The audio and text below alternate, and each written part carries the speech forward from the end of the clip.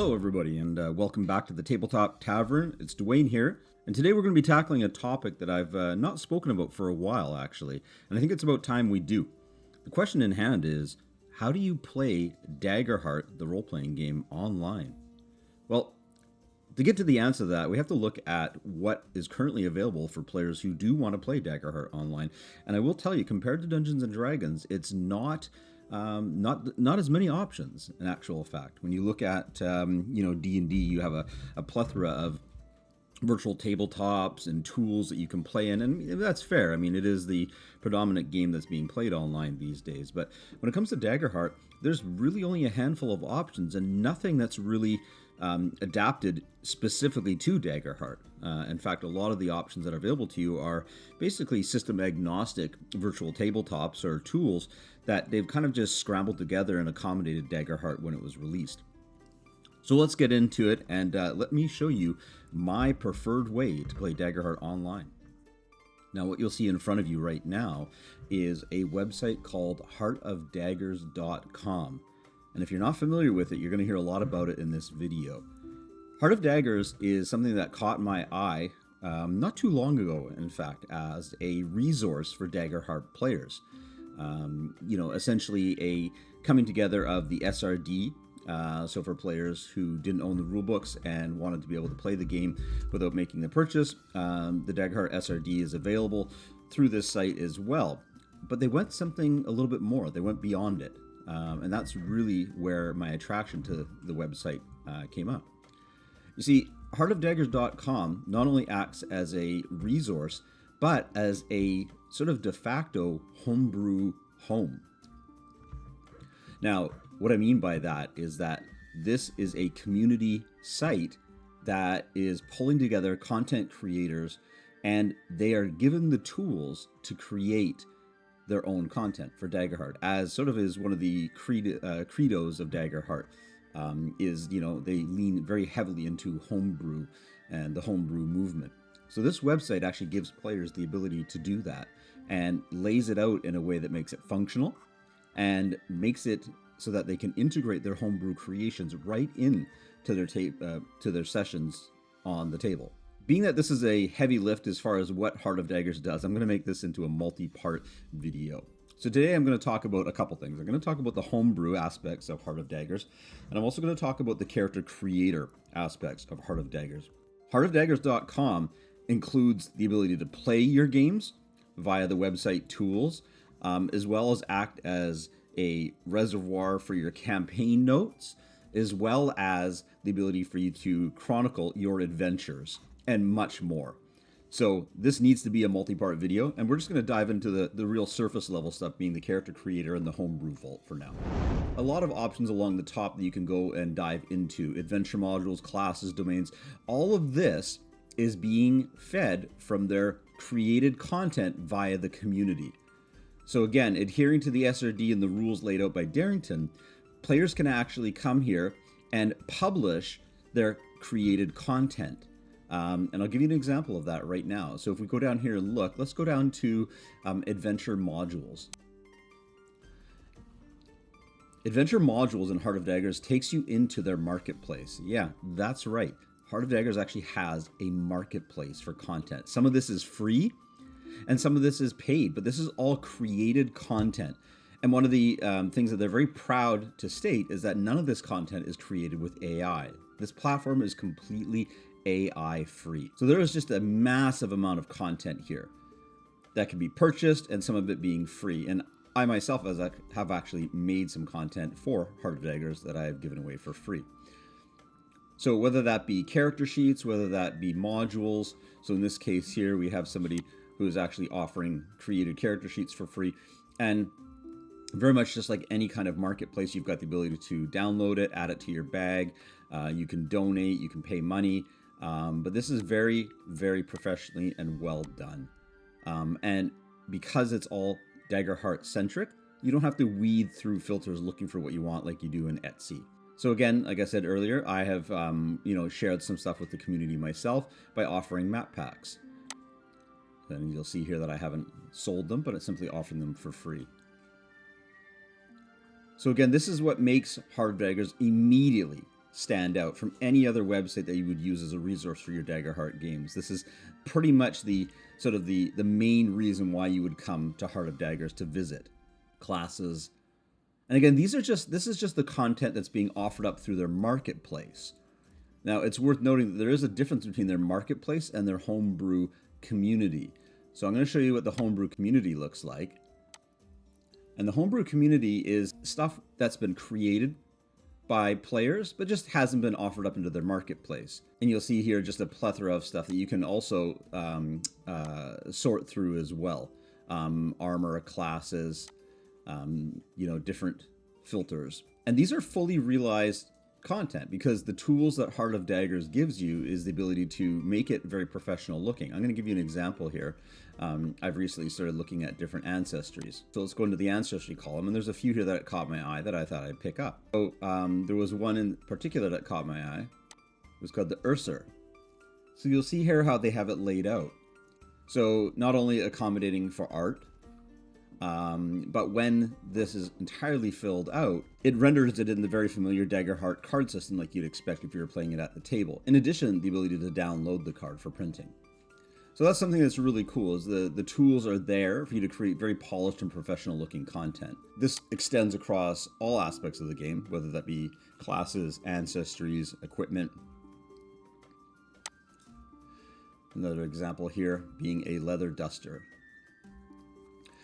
complete with stats. You can add it to your collection as well.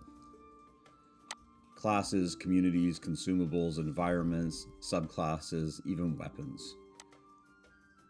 And these can all be added to your homebrew vault. Now, the really important thing here is by adding it to your homebrew vault, it immediately becomes useful and the ability to be utilized within the other elements of the Heart of Daggers website, which means all of this is stitched together with through lines. So not only can you look at this content, you can create the content, you can put the content in your own personal vault, and then when it goes into the character creator or making any other content, you can pull that homebrew content that you've brought into yours to be used in additional content you're creating, whether that be giving yourself a piece of equipment that you've downloaded, or whether that be taking a custom adversary and placing it in one of your encounters in the encounter builder that Heart of Daggers has. This is a very cohesive ecosystem with a lot of thought put into not only homebrew and custom content, but existing content and how it can all just exist with each other. No other website right now gives you the functionality to create homebrew content and integrate it into your games as seamlessly as Heart of Daggers. So here we are at the landing page of the character creator. So a lot of work has been put into delivering a very easy onboarding experience for new Heart of Dagger players. I'm going to show you what it looks like to create a character with this tool. Now, I do have to give a caveat right here in that the character creator is currently in beta. So what you're seeing here is technically just a beta form. They're hoping to release the character creator out of beta sometime in April, but for now it's available to everybody. And again, if I didn't mention it earlier, Heart of Daggers does not come with a subscription at the moment, so all of these tools that I'm showing you are available to the public completely for free. So let's dive in and create a new character. You see that I got a few here already, but let's see what the new character experience looks like so far in Heart of Daggers. I'm going to click New Character. Now, right off the bat, you'll have the option to create your own, but they are intending on bringing quick start characters to the platform, which means if you just want to jump in, sort of make a character without having to make too many decisions and get going, you can do that. But for now, we're going to create our own. This is as simple as it gets. And one of the things that stands out to me right away, and I'm a very big proponent of visual language, is that it is a very clean interface. You're not bombarded with ads. You're not bombarded with too much information. Now, some people might think, well, you know, I need that to make the character and I don't have a complete understanding of the game. You'll see as we go along that the character creator does provide some information.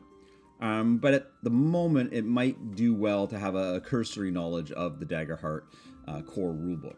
But let's start off. You'll be able to upload or choose from a gallery of art. One of the things that the Heart of Daggers platform has done is they've actually reached out to community artists and actually commissioned artwork for this platform. So all of this is custom. None of this is just basic thumbnails pulled from somewhere else on the internet. This is all custom artwork that the team at Heart of Daggers has actually commissioned for this platform. And you'll see that there is some very specific artwork tied to the various ancestries of Daggerheart. So I'm going to select one of these right now and set as my portrait. If you are playing one of the established campaign frames in Daggerheart, you have an option to select it here, which is the 6 different ones that come in the core rulebook. For now, we're not going to choose one of those campaign frames, but it's worth noting that the developers at Heart of Daggers have actually gone and accommodated the various elements from these campaign frames. Yeah, you heard me. Beast Feast comes with the entire Beast Feast food system that is presented in the core rulebook. Motherboard has all of the technology trees that you'll be able to use to create your gear. All of this is baked right into Heart of Daggers. So when you choose a campaign frame, it's not just for letting people know what campaign you're playing. There's actually mechanics built into this. Moving forward into your character creation system, they are presenting more iconic art and more art that has been commissioned for this platform. Again, everything you see here is specifically custom for this platform. This is not reused assets from somewhere on the web. These are fully commissioned artwork for Daggerheart. This is where they start sort of telling you a little bit about. They walk you through the character creation process by tooltips, by hovering over your tooltips and reading. So there is the ability to make a character on this platform without needing an advanced knowledge of the game itself, including your features. So care has been taken to the presentation of this. This is just not a run-of-the-mill sort of information dump and text only. Presentation is top of mind, and you're seeing it right here. The quality of this is unparalleled. I've never seen anything like this from a non-licensed developer ever. So kudos to the team at Heart of Daggers for this. If you've been following my videos, I love Rangers. I'm going to choose my Ranger right now by clicking choose and immediately pick my subclass. I'm going to take Wayfinder just because I like the sound of the name Wayfinder. Upon choosing your subclass, you're immediately taken to a very clean screen that allows you to pick your traits. And I'll go ahead and pick the recommended traits. Now, I do want to stop here and let you know that the reason why this site is, I'm just so in love with it is the fact that the attention to detail from a visual standpoint. Look at the borders of the boxes. Look at the buttons that I'm clicking. These aren't just text boxes. The amount of care that's been put into the coloring, the theming, demi-plane should be really taking notes right now. I'm going to continue, and I'm going to pick an ancestry. Now, again, because this is in beta, there's still a lot of content that isn't here that I'm hoping will make it in. So again, like before when we talked about the artwork for the different classes, I'm hoping that they bring that sort of idea into the ancestries as well as the communities. But for now, let's pick the Qatari, and it's got all that there, and I'll pick a community as well. I'll take Loreborn. Now you notice how up on the top it says homebrew. That's that key. That's where if I click that homebrew, I now have the option of pulling in my homebrew ancestry library that I've got from before when I was showing you that you could go in and pick an ancestry or something from your homebrew into your game. That's how you stitch it together. By clicking homebrew, it gives the option of selecting it. So I'm good with what I've chosen right now. And here we're in the home stretch. We're going to talk about experiences. I'm just going to use the default ones that they put in there for me. The background questions that are there, again, baked right in.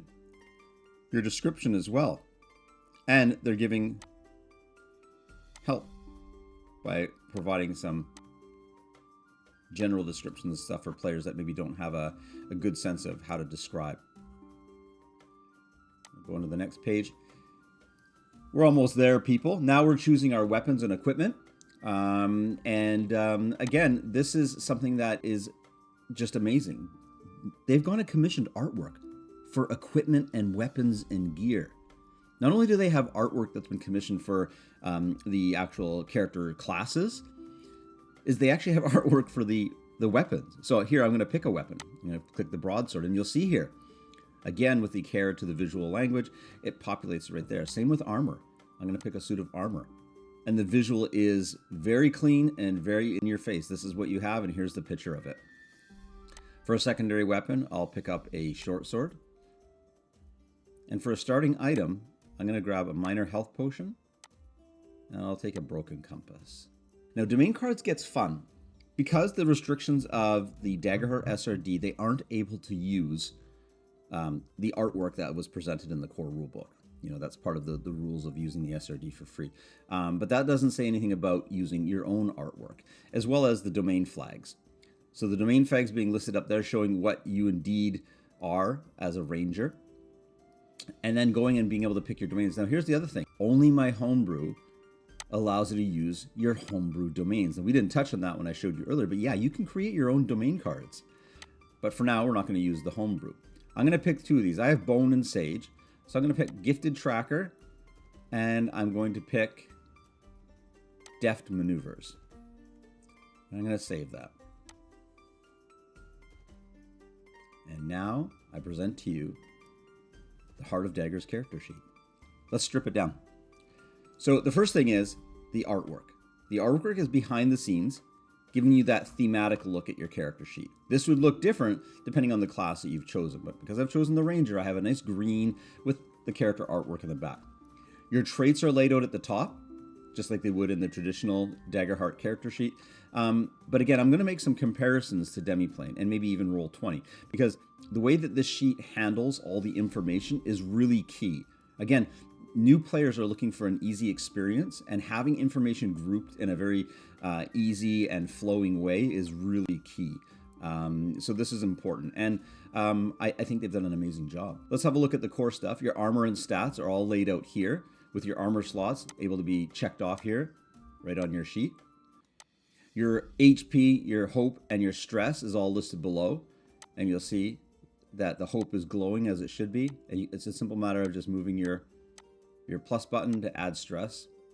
Now they've gone a step further and listed your conditions with tooltips.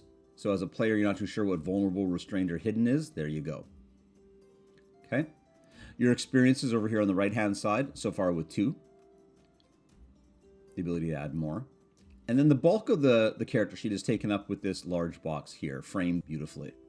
You have your general details, which outlines all of the stuff that pertains to your class, your subclass, your ancestry, as well as your domain cards over here. More on how that's presented in a second. Your rest and downtime moves are laid out beautifully. You even have a section dedicated to projects. If you are working on a project or want to, it's a simple matter of clicking work on a project, how long it is, and your progress. Also, taking your short and long rest has drop downs for the different moves you're going to take, as well as information on what those will do. Inventory has its own section, complete with your goal tracker, your hand fills, your bags, and if you're very lucky, chests, as well as all your genetic equipment. This is another interesting addition. So again, rather than just typing in equipment, you can click on Manage Inventory, and they have gone and acquired artwork for all of the standard inventory in the core rulebook. So if you see something you want, you can type it, you can search it, you can click on filters like armor and weapons. Let's give ourselves a bow. You can click on it, and it adds it to the sheet. Close that off, come down here. My bow is now listed there with artwork and information. Beautiful. Background and connections. If you don't have them filled out, you can fill them out.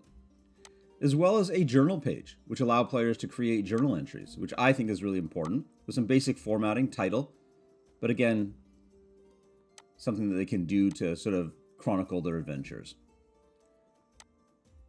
Now, this is where the rubber hits the pavement.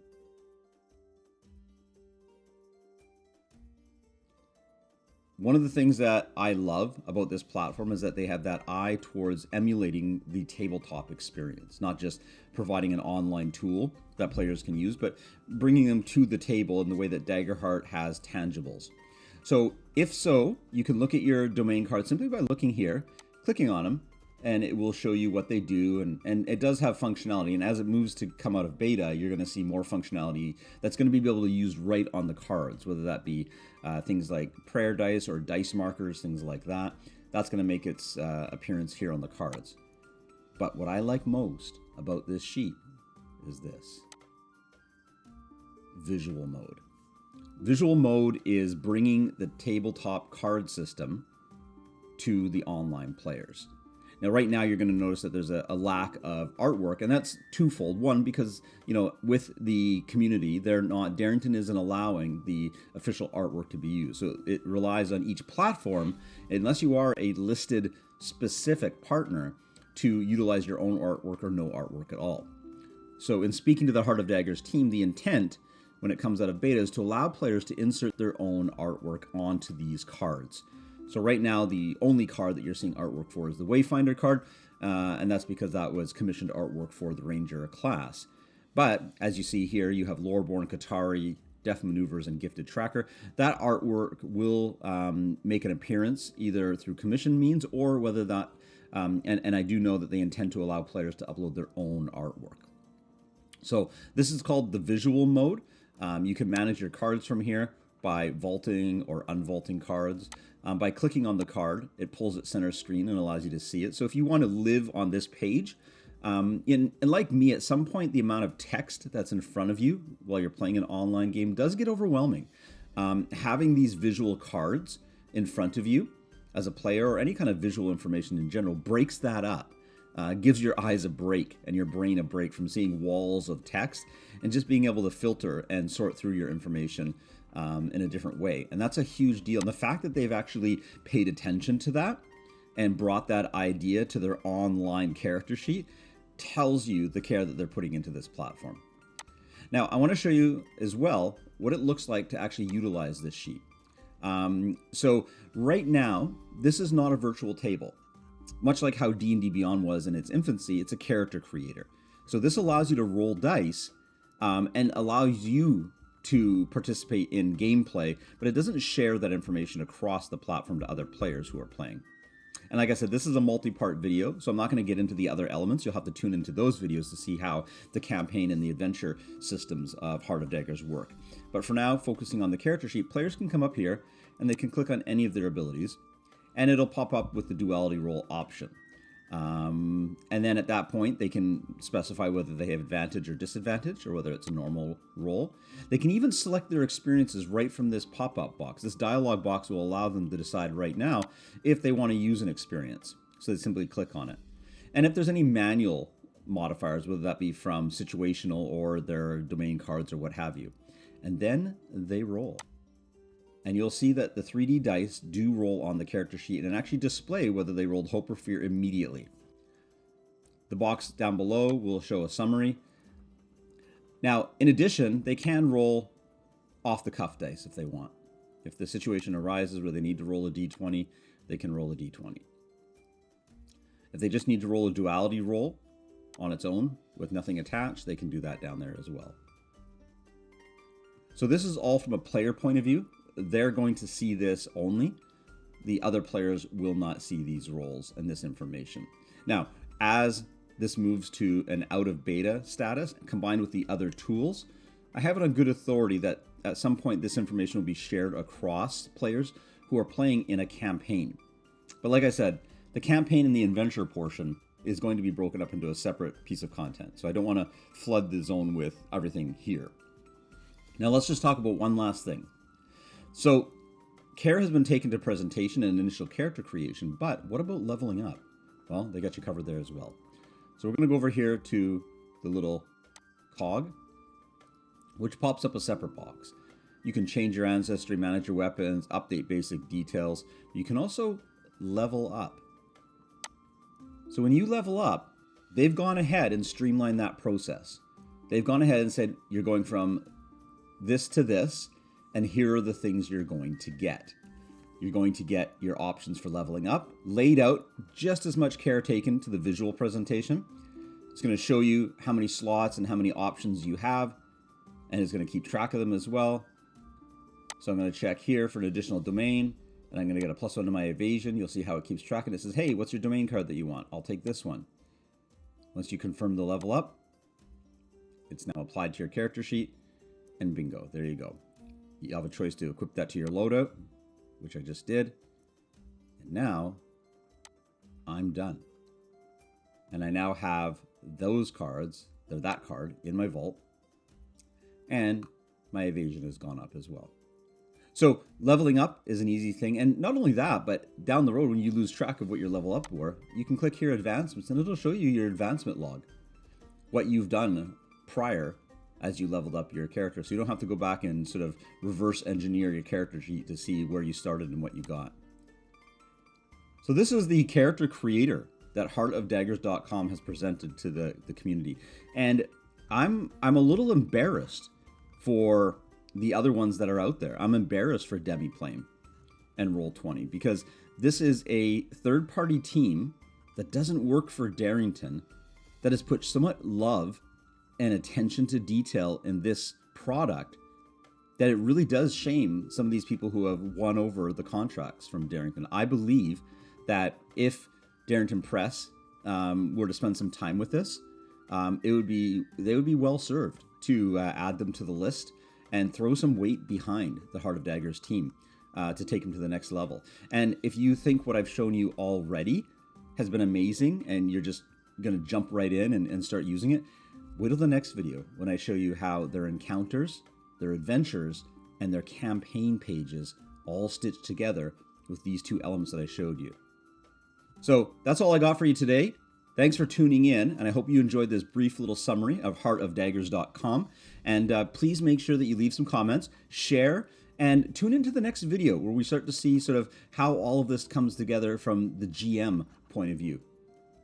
Hope you're all having fun out there playing Daggerheart, and we'll talk to you soon.